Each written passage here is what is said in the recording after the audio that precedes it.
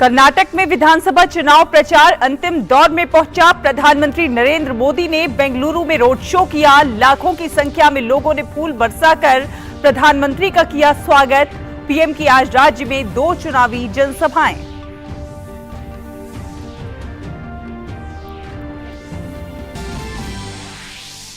कर्नाटक में सभी राजनीतिक दलों ने झोंकी पूरी ताकत। केंद्रीय गृह मंत्री अमित शाह समेत भाजपा के तमाम दिग्गज आज राज्य में कर रहे हैं चुनाव प्रचार। वहीं कांग्रेस की तरफ से राहुल और प्रियंका का धुआंधार प्रचार। जेडीएस समेत अन्य दल भी मतदाताओं को लुभाने में नहीं छोड़ रहे हैं कोई कोर कसर।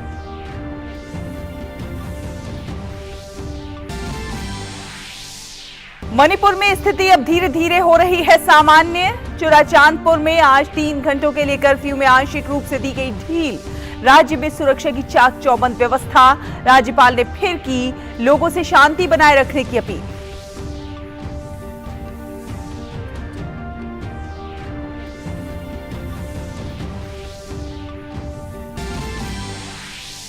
अंडर ग्रेजुएट मेडिकल पाठ्यक्रमों में प्रवेश के लिए आज मणिपुर को छोड़कर देश के 499 शहरों में राष्ट्रीय पात्रता प्रवेश परीक्षा नीट का आयोजन। देश के बाहर 14 शहरों में भी होगी परीक्षा।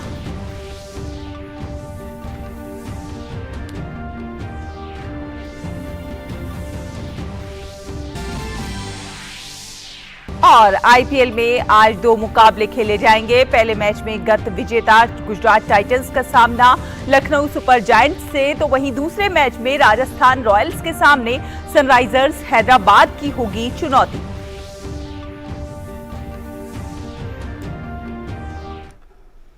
नमस्कार, डीडी न्यूज देख रहे हैं आप और आपके साथ मैं हूं शहला निगार। बुलेटिन में सबसे पहले आइए खबरें देखेंगे कर्नाटक के चुनावी समर से जुड़ी हुई।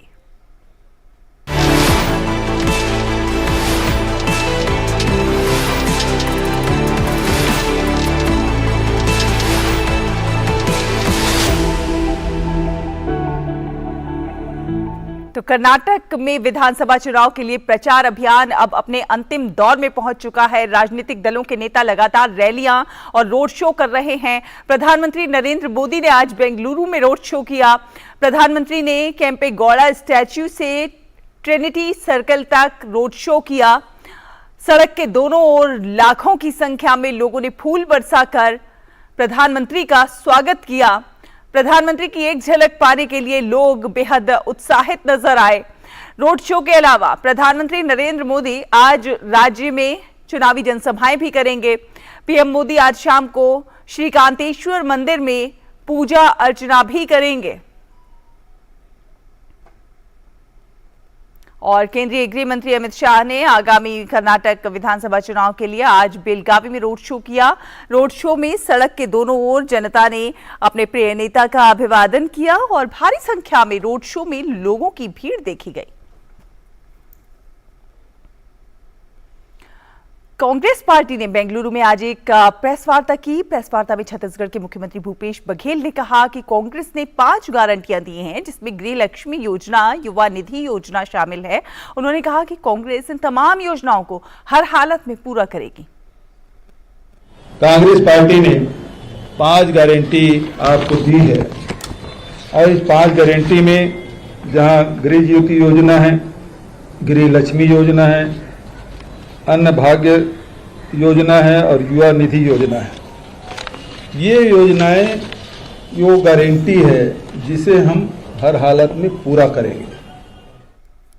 और अंडर ग्रेजुएट मेडिकल पाठ्यक्रमों में प्रवेश के लिए आज देश के 499 शहरों में राष्ट्रीय पात्रता प्रवेश परीक्षा यानी नीट आयोजित की जाएगी। वहीं राष्ट्रीय टेस्टिंग एजेंसी ने उन उम्मीदवारों की परीक्षा रद्द कर दी है जिनका केंद्र मणिपुर में आवंटित था। ऐसे उम्मीदवारों के लिए बाद में परीक्षा आयोजित की जाएगी। ये परीक्षा देश के बाहर 14 शहरों में भी आयोजित होगी। परीक्षा दोपहर बाद 2 बजे से शुरू होकर शाम 5:20 तक चलेगी। परीक्षा के लिए पंजीकरण करा चुके विद्यार्थी नीट की वेबसाइट neet.nta.nic.in पर प्रवेश पत्र डाउनलोड कर सकते हैं।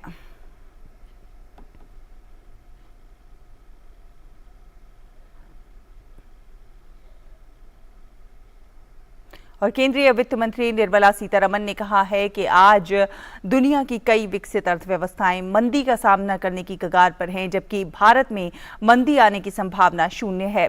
बेंगलुरु में redefining global order the Indian way theme पर आयोजित कार्यक्रम को संबोधित करते हुए वित्त मंत्री ने कहा कि भारत में मंदी की संभावना शून्य है, लेकिन हम आत्मसंतुष्ट होकर नहीं बैठ सकते हैं, क्योंकि हमने 2047 तक एक विकसित और उन्नत अर्थव्यवस्था बनने का लक्ष्य रखा है। So many developed countries today are on the verge of facing recession.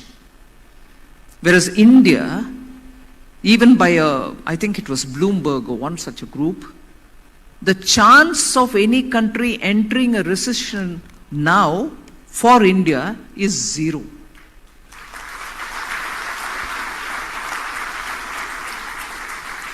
And if it is 0, can we just sit with complacency and say, all right, we are 0, no problem, we won't get into recession, we are all right? No, we can't. और बात करें मणिपुर की, तो मणिपुर में स्थिति अब धीरे धीरे सामान्य हो रही है। चुराचांदपुर में कानून और व्यवस्था की स्थिति में सुधार को देखते हुए आज सुबह 7 बजे से 10 बजे तक के कर्फ्यू में आंशिक रूप से ढील दी गई। तो वहीं शनिवार को इम्फाल घाटी में जनजीवन सामान्य नजर आया और ज्यादातर बाजार और दुकानें खुले रहे। सड़कों पर वाहन भी दौड़ते हुए नजर आए। वहीं राज्यपाल ने फिर से लोगों से शांति बनाए रखने की अपील की है। जंतर मंतर के पास पहलवानों के धरना स्थल पर सुरक्षा के कड़े बंदोबस्त किए गए हैं। दिल्ली के जंतर मंतर पर देश के पहलवानों को धरना देते हुए 15 दिन हो चुके हैं। आज भी पहलवानों ने अपना धरना प्रदर्शन जारी रखा है। उनका कहना है कि जब तक न्याय नहीं मिल जाता है वो इसी तरह से धरने पर बैठे रहेंगे। सरकार ने किसी भी अप्रिय घटना से निपटने के लिए प्रदर्शन स्थल पर पुलिस कंट्रोल रूम की स्थापना की है, जहां पुलिसकर्मी कैमरों से हर पल स्थिति पर नजर बनाए हुए हैं। उत्तर प्रदेश के जालौन में एक बड़ा सड़क हादसा हो गया है। एक बस पलटने से 5 लोगों की मौत हो गई है और कई अन्य लोग घायल हो गए हैं। पुलिस ने मौके पर पहुंचकर घायलों को अस्पताल में भर्ती कराया। पुलिस के अनुसार बस बारातियों को लेकर जा रही थी, जो एक अज्ञात वाहन से टकरा गई और उसके बाद बस पलट गई। और पंजाब में गिरफ्तार की गई महिला पत्रकार को पंजाब हरियाणा हाईकोर्ट ने अंतरिम जमानत दे दी है। भावना किशोर के वकील चेतन मित्तल ने कहा कि ये गिरफ्तारी पूरी तरह से गैर कानूनी है। इस मामले में सोमवार को रेगुलर बेल पर सुनवाई होगी। चेतन मित्तल ने कहा कि मामला दुर्भावनापूर्ण इरादे से दर्ज किया गया है। टाइम्स नाउ के एक सीनियर कॉरेस्पॉन्डेंट भावना किशोर, वो उसके खिलाफ और उनके ड्राइवर और एक कैमरामैन के खिलाफ लुधियाना पुलिस ने रजिस्टर की थी। रात को उन्होंने उनको अरेस्ट भी कर दिया साथ के साथ। आज बड़ी मुश्किल के साथ हमें उसकी एफआईआर की कॉपी मिली। एफआईआर पढ़ने से हमें बिल्कुल कंफर्म हो गया कि ये पूरे मैलिफाइड इंटेंशन के साथ पर्चा दर्ज कराया गया है। और आज जब उनको जुडिशियल रिमांड में भेजा गया लुधियाना कोर्ट में, उस स्टेज पे हमने कोर्ट से रिक्वेस्ट करके एफआईआर की कॉपी की। ना तो उन्होंने अपलोड कर रखी थी कहीं पर, ना कॉपी दी उसको अक्यूज, जो मैंडेटरी रिक्वायरमेंट है। और उत्तराखंड के मुख्यमंत्री पुष्कर सिंह धामी ने राज्य में G20 शिखर सम्मेलन के आयोजन के लिए mega marathon thank you Modi ji कार्यक्रम में भाग लिया। पुष्कर सिंह धामी ने कहा कि ये हमारे लिए बेहद गर्व की बात है कि भारत को G20 की अध्यक्षता मिली है। हमारे लिए गौरव की बात है कि ऐसे समय में जब पूरी दुनिया आज कोरोना महामारी के बाद पूरी तरह से अव्यवस्थित हो गई और इस अव्यवस्था के दौर में भारत को G20 की अध्यक्षता हमारे देश के यशस्वी प्रधानमंत्री मोदी जी के नेतृत्व में हमको मिली है, यानी कि भारतवासी को मिली है। हर एक भारतवासी के लिए बहुत गर्व की बात है। सूचना एवं प्रसारण मंत्रालय ने नेटफ्लिक्स के सहयोग से आजादी का अमृत महोत्सव समारोह को चिन्हित करने के लिए लघु वीडियो की दूसरी श्रृंखला तैयार की है। ये श्रृंखला भारत के उन स्वतंत्रता सेनानियों की कहानियों को प्रकाश में लाती है जिन्होंने 1857 के प्रथम स्वतंत्रता संग्राम के दौरान अपना बलिदान दिया था। इन फिल्मों को माननीय सूचना एवं प्रसारण मंत्री द्वारा नवंबर 2022 में 53वें इफ्फी महोत्सव के दौरान लॉन्च किया गया था। आज हम देखेंगे मंगल पांडे की वीरता की कहानी, जिन्होंने आजादी की पहली क्रांति में अंग्रेजों से लोहा लिया था। 1857 जब आजाद हिंदुस्तान के सपने ने जन्म लिया। आइए जाने उन वीरों के बारे में जिन्होंने स्वतंत्रता की नींव रखकर इतिहास रच दिया। बहुत समय पहले थे ईस्ट इंडिया कंपनी के एक जाबाज सिपाही, नाम था मंगल पांडे उनका। थी स्वतंत्रता संग्राम की आग जलाई। 22 वर्ष की आयु में ही हुए वो ब्रिटिश फौज में दाखिल। देख स्वार्थी अंग्रेजों को ठाना आजादी करनी है हासिल। दुख भर गया था हृदय में और मन में था गुस्सा। हिल गया ब्रिटिश राज जब हुआ ये महान किस्सा। जानवरों की चर्बी से निर्मित आई एक नई कारतूस सैनिकों की धार्मिक भावनाओं को पहुंची ठेस। देख अंग्रेजों की ये करतूत। विद्रोह का बिगुल बजा दिया मंगल ने, कारतूस को किया इनकार। हाजिर हुए देश की सेवा में और लगाई क्रांति की ललकार। क्रोधित हुए अंग्रेजी अफसर, दिया मंगल की वर्दी और हथियार छीनने का आदेश। उन्हें मौत के घाट उतार दिया मंगल ने और दिया हर भारतीय को ये संदेश, जागो उठो, हे भारत माता ने पुकारा। देख ऐसा जुनून, राजा रजवाड़े सैनिक मजदूर सब में भड़क उठा अंगारा। भयभीत ब्रिटिश सरकार ने चलाया मंगल पर मुकदमा कठोर। मिली सजा फांसी की, लेकिन अब हर जगह मच गया क्रांति का शोर। प्राण त्यागे मातृभूमि के लिए, एक अकेले थे वो हजारों अंग्रेजों पर भारी। मंगल पांडे के साहस की मिसाल से हमेशा जलती रहेगी देशभक्ति की चिंगारी। आशा है कि देशभक्ति से भरपूर ये कहानियां सभी भारतीयों के मन में जोश और उत्साह भर देंगी। आजादी की अमृत कहानियां, सूचना एवं प्रसारण मंत्रालय और नेटफ्लिक्स द्वारा प्रस्तुत। और यहाँ एक छोटा सा ब्रेक के उस पार कुछ और खबरें आप देखते रहिए डीडी न्यूज। फसल का कण कण पोषण पाए, नैनो यूरिया की रिमझिम फुहारे जब उर्वरता बरसाएं। आविष्कारी नैनो तकनीक से भारत में बना दुनिया का पहला nano urea liquid. Nano urea की आधा लीटर बोतल किसान की एक बोरी यूरिया की जरूरत को पूरा करेगी। कितना खर्चा कम हो जाएगा ट्रांसपोर्टेशन का, बाकी सब चीजों का। छोटे किसानों के लिए ये कितना बड़ा संबल है। नैनो यूरिया लिक्विड को देश भर के किसानों ने दानेदार यूरिया से हर तरह से बेहतर पाया है। यह फसल को देता है बेहतर पोषण और मिट्टी पानी का घटाता है प्रदूषण।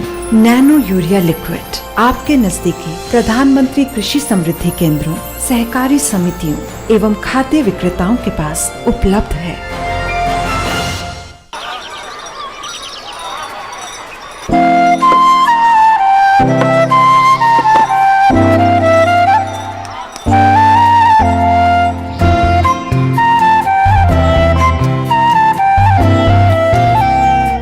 साल से ये दोस्त रोज इसी जगह पे मिलते हैं। कभी कभी बात भी कर लेते हैं। रिश्ते कई तरह के होते हैं और हम हर एक की अहमियत समझते हैं। बैंक ऑफ इंडिया, रिश्तों की जमा पूंजी। ब्रेक के बाद स्वागत है और अब बात करेंगे हम पद्म पुरस्कारों की। हम जानते हैं कि ज़मीनी स्तर पर अपने प्रयासों से जो लोग सामाजिक बदलाव ला रहे हैं, देश के सामान्य जन हैं, उन्हें पद्म पुरस्कार प्रदान किए जा रहे हैं। और ऐसे विशेष लोगों के बारे में आप तक उनके जीवन संघर्षों को पहुंचाने के लिए डीडी न्यूज़ ने एक विशेष श्रृंखला की शुरुआत की है, हमारे पद्म। आज हम आपको बता रहे हैं राजस्थान के मूलचंद लोढ़ा के बारे में, जिन्होंने समाज सेवा के लिए अपना पूरा जीवन समर्पित कर दिया। उन्होंने अपने गांव में नेत्र चिकित्सालय बनवाया और 14,000 से अधिक आंखों के ऑपरेशन भी कराए।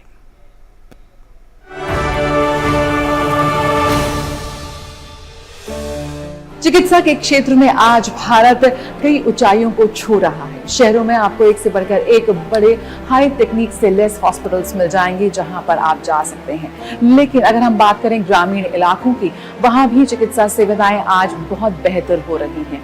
आंगनबाड़ी की बात करें या फिर प्राइमरी हेल्थ केयर सेंटर्स की बात करें, आज हमारे डॉक्टर्स जाकर रूरल एरियाज में भी कमाल का काम कर रहे हैं। लेकिन अगर हम आपको 3 या 4 दशक पीछे ले जाएं तो शायद ये सुविधाएं उतनी बेहतर नहीं थी। यहाँ पर हम बात करना चाहेंगे एक ऐसे सामाजिक कार्यकर्ता की जिसने 4 दशक पहले शुरुआत की अपने समर्पण की, और डूंगरपुर के आदिवासी बहुल इलाकों में, वहां के गांव में इन्हें भाई साहब के नाम से जाना जाता है, क्योंकि इन्होंने अपना पूरा जीवन समर्पित कर दिया आदिवासी बच्चों को बेहतर शिक्षा देने में, उन्हें बेहतर सुविधाएं प्राप्त देने में।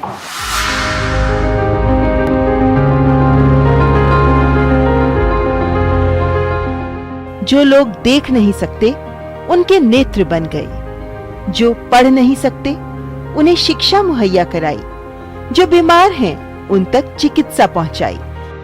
समाज के जरूरतमंद लोगों की आस बने राजस्थान के मूलचंद लोढ़ा ने डूंगरपुर क्षेत्र और आदिवासी अंचल में समाज सेवा के लिए अपना जीवन समर्पित कर दिया। एक ऐसा सेवा भावी व्यक्तित्व जिसने अपने सेवा भाव से साल 2000 में जागरण जन सेवा मंडल की स्थापना कर 5 बच्चों के लिए छात्रावास के साथ शुरुआत की और सैकड़ों बच्चों के जीवन में शिक्षा की लौ जलाई। मैं क्या सेवा भारती राजस्थान का काम करता था और उस समय मैं सारे राजस्थान में घूमा। मैं जैसलमेर भी गया, धौलपुर भी गया, तो सारे राजस्थान में मैं घूमा। तो उस समय मुझे ऐसा लगा कि ये जो क्षेत्र है इसमें वास्तव में सेवा की अवस्था है। तो यहाँ जो सरपंच थे उन्होंने देखा कि भाई ये संस्था यहाँ आई मझोला में, तो उसके कारण मझोला में प्राथमिक विद्यालय हुआ, सड़क हुई, सामुदायिक भवन बना और ऐसे विकास के काम हुए। तो उनको लगा कि भाई ये संस्था के आने से ये काम हुआ है, तो आसपास के लोग हमको बुलाने लगे, कहने लगे हमारे गांव में काम चालू करो। 6 जून 2000 में हमने मझोला में संस्था की स्थापना की और कुछ कार्यकर्ता जुटे। धीरे धीरे कारवां बढ़ता गया। प्रारंभ में बड़ी कठिनाइयां थी यहाँ, और लोकल लोग जो है ये सोचते थे कि हमारी जमीन पे कब्जा कर रहे हैं, तो संघर्ष उनसे काफी संघर्ष रहा। मेरी ये इच्छा है कि भाई एक भी आदमी वागड़ क्षेत्र, इसमें डूंगरपुर, बांसवाड़ा, उदयपुर का लगा हुआ ये क्षेत्र, एक भी आदमी अंधा नहीं हो और हर आदमी को आंखों संबंधी सुविधाएं अधिक से अधिक मिले और वो निस्वार्थ भाव से मिले। विनम्रता की मूर्ति, साधारण व्यक्तित्व के मालिक मूलचंद लोढ़ा को सम्मान के साथ भाई साहब बुलाया जाता है। 5 दशकों से शिक्षा और चिकित्सा के क्षेत्र में डूंगरपुर के वागदरी को अपने जीवन की नई प्रयोगशाला बनाकर सामाजिक जीवन में अनेक प्रयोग किए। स्कूल, अस्पताल और गेस्ट हाउस बनाए, जैविक खेती के नए प्रयोग किए। इस क्षेत्र के लोगों में आंखों की समस्या आम थी। उन्होंने मोतियाबिंद पर काम करते हुए वगदारी गांव में एक नेत्र चिकित्सालय बनाया, 350 कैंप लगाए, 14,000 से अधिक आंखों के ऑपरेशन कराए, 1.5 लाख लोगों की आंखों की जांच कर नए कीर्तिमान गढ़े। मूलचंद लोढ़ा जी जो पिछले 40 साल से इस ट्राइबल बेल्ट में काम कर रहे हैं, जहां पर वो हेल्थ की तो बहुत सारे समस्या होती है, आंखों की समस्या भी एक बहुत मेजर चैलेंज है एरिया में, और उस एरिया में काम करने में जो अप्रोच की डिफ़िकल्टी होती है उसको भी जो है आपको सुलझाना पड़ता है। आंखों का ऑपरेशन कराना, बड़े कैंप यहाँ पर लगाने पड़ सकते हैं, लाखों लोगों का ऑपरेशन उन्होंने करवाया हुआ है। दूसरा जो उनका फील्ड मैंने देखा है कि वो जो है जो स्पेशली जो गर्ल्स हैं, जो लड़कियां हैं, उनके एजुकेशन में उन्होंने काम किया है। इससे जो है लोगों को पता चलना चाहिए कि डिफ़िकल्ट एरिया में, स्पेशली ट्राइबल बेल्ट्स में भी काम कर सकते हैं, और वहाँ के लोगों की सेवा करना एक जो है जनता की सेवा, भारत देश की सेवा है। तो बहुत बहुत बधाई के पात्र हैं श्री मूलचंद लोढ़ा जी, और उनके पद्मश्री से नवाजे जाने पर मैं उनको मुबारकबाद देता हूँ। अपने जीवन को दूसरों के प्रति समर्पित करने की अनोखी मिसाल हैं मूलचंद लोढ़ा। वंचित वर्ग, आदिवासी, जरूरतमंद और निराश्रित सभी का जीवन संवारने में लगे हैं भाई साहब। सामाजिक कार्यकर्ता मूलचंद लोढ़ा को पद्मश्री पुरस्कार के लिए हार्दिक बधाई।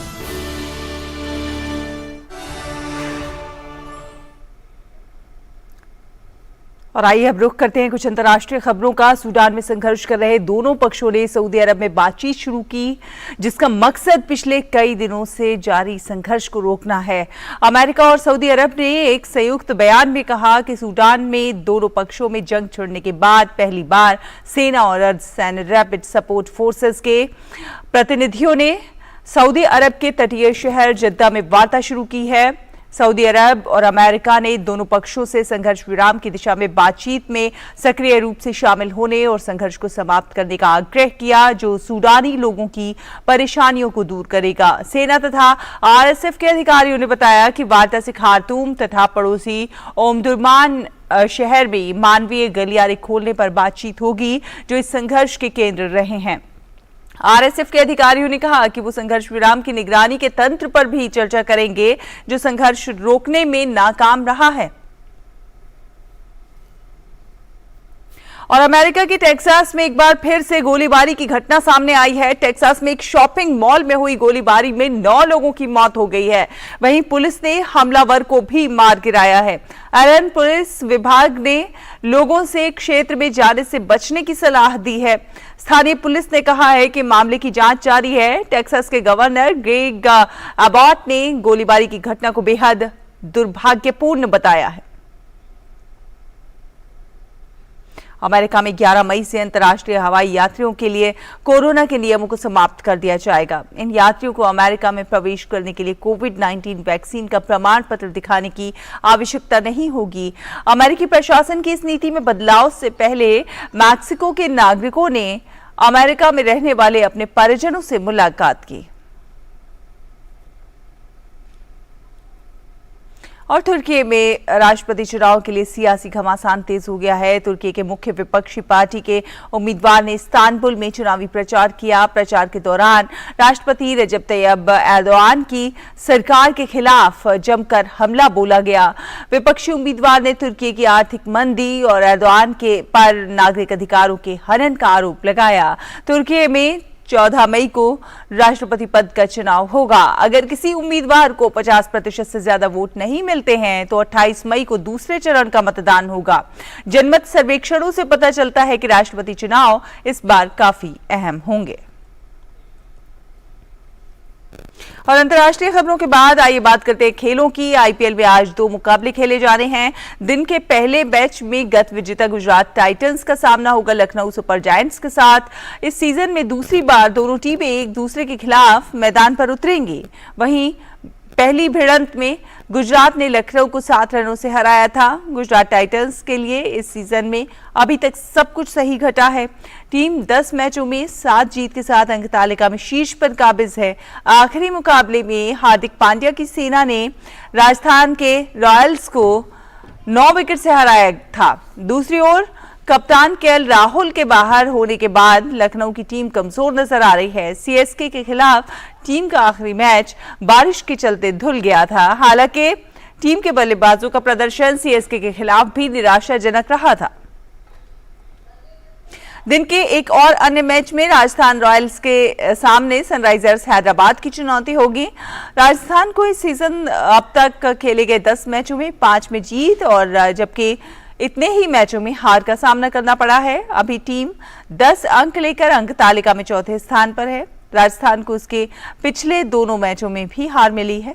दूसरी तरफ हैदराबाद को इस सीजन अब तक खेले गए 9 मैचों में सिर्फ 3 जीत नसीब हुई हैं, जबकि 6 मैचों में हार मिली है। वो अंक तालिका में सबसे निचले पायदान पर है। ऐसे में दोनों टीमों की कोशिश इस मुकाबले को जीतकर अंक तालिका में अपनी स्थिति को सुधारने की होगी। और दिल्ली कैपिटल्स ने आईपीएल में रॉयल चैलेंजर्स बेंगलुरु को 7 विकेट से हरा दिया। इस जीत के साथ ही दिल्ली ने प्लेऑफ की अपनी उम्मीदों को कायम रखा है। उसे अभी 4 मैच और खेलने हैं।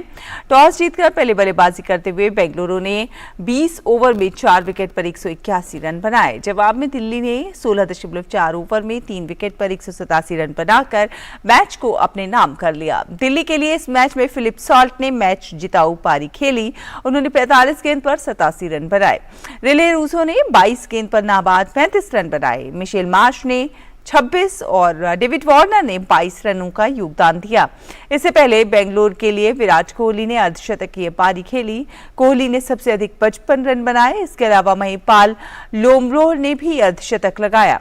महिपाल ने 29 गेंद पर नाबाद 54 रन बनाए। और आईपीएल में शनिवार को खेले गए मुकाबले में चेन्नई सुपर किंग्स ने जीत की लय वापस हासिल कर ली है। चेन्नई ने घरेलू मैदान पर मुंबई इंडियंस को 6 विकेट से हरा दिया है। इस जीत के साथ ही चेन्नई की टीम 13 अंकों के साथ अंक तालिका में दूसरे स्थान पर पहुंच गई है। मुंबई से जीत के लिए मिले 140 रनों के लक्ष्य को चेन्नई ने 4 विकेट खोकर 17.4 ओवर में हासिल कर लिया। चेन्नई के लिए डेवोन कॉन्वे ने 44 और ऋतुराज ने 30 रन बनाए। वहीं मुंबई के लिए नेहल वधेरा ने सबसे अधिक 64 रन बनाए। गेंद के साथ चेन्नई के मथीशा पथिराना ने कमाल किया और 3 विकेट लिए। इस सीजन इन दोनों टीमों के बीच हुए दोनों मुकाबले चेन्नई ने अपने नाम किए। और रियल मैड्रिड ने कोपा डेल रे का खिताब जीत लिया है। शनिवार की देर रात खेले गए फाइनल मुकाबले में रियल मैड्रिड ने ओसासुना पर 2-1 की रोमांचक जीत हासिल की। 2014 के बाद ये पहला मौका है जब रियल मैड्रिड ने इस प्रतिष्ठित खिताब को अपने नाम किया। रियल ने इस मुकाबले में आक्रामक शुरुआत करते हुए दूसरे ही मिनट में रोड्रिगो की गोल की मदद से बढ़त ले ली। पहले हाफ में रियल ने अपनी इस बढ़त को बरकरार रखा। दूसरे हाफ में ओसासुना ने वापसी की। 58वें मिनट में मालुंका स्टोरी ने गोल करके मैच को बराबरी पर ला दिया। हालांकि 70वें मिनट में रोड्रिगो ने अपना और टीम का दूसरा गोल करके रियल को एक बार फिर से मुकाबले में बढ़त दिला दी। इसके बाद कोई और गोल नहीं हो सका और रियल मैड्रिड ने मैच को 2-1 से जीतकर खिताब अपने नाम कर लिया। 20वां अवसर है जब उन्होंने इस खिताब को अपने नाम किया है। और ताशकंद में चल रही वर्ल्ड बॉक्सिंग चैंपियनशिप 2023 में भारतीय मुक्केबाजों का शानदार प्रदर्शन लगातार जारी है। शुरुआती मैच में जीत हासिल करते हुए मुक्केबाज निशान देव प्रतियोगिता के प्री क्वार्टर फाइनल में पहुंच गए हैं। उन्होंने 71 किलोग्राम भार वर्ग के राउंड ऑफ 32 में कोरिया के ली सांगमिन को 5-0 के अंतर से हराया। वहीं एक अन्य मैच में जीत हासिल कर भारत के आकाश भी प्री क्वार्टर फाइनल में पहुंच गए। राउंड ऑफ 32 में आकाश ने चीन के मिंग के को 5-0 से हराकर प्री क्वार्टर फाइनल में प्रवेश किया। इसी के साथ इस बुलेटिन में फिलहाल इतना ही। मुझे दीजिए अनुमति। नमस्कार।